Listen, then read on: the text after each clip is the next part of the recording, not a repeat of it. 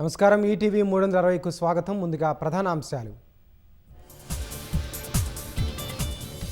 Maoist పార్టీకి మరో భారీ ఎదురుదెబ్బ. ఆసిఫాబాద్లో అగ్రనేత దేవ్జీతో పాటు 16 మంది లొంగుబాటు.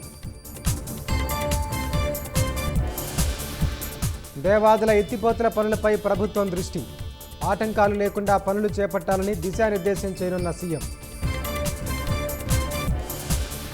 బీజేపీ రాష్ట్ర అధ్యక్షుడు రామచంద్రరావు అరెస్టు. కామారెడ్డి బాన్సువాడకు వెళ్తుండడంతో అడ్డుకున్న పోలీసులు. ప్రజల ఆస్తులను ప్రభుత్వం ధ్వంసం చేస్తోందని బీఆర్ఎస్ ఆరోపణ.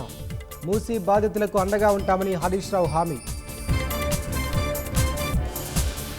ఇండియా ఏఐ ఇంపాక్ట్ సమ్మిట్ ప్రపంచానికి ఒక మలుపు. భారత్ సాధించిన పురోగతి ప్రపంచ నేతలను ఆశ్చర్యపరిచిందన్న మోదీ. భారీ ఉగ్రదాడులకు కుట్ర పన్నిన 8 మంది అనుమానితులు అరెస్టు.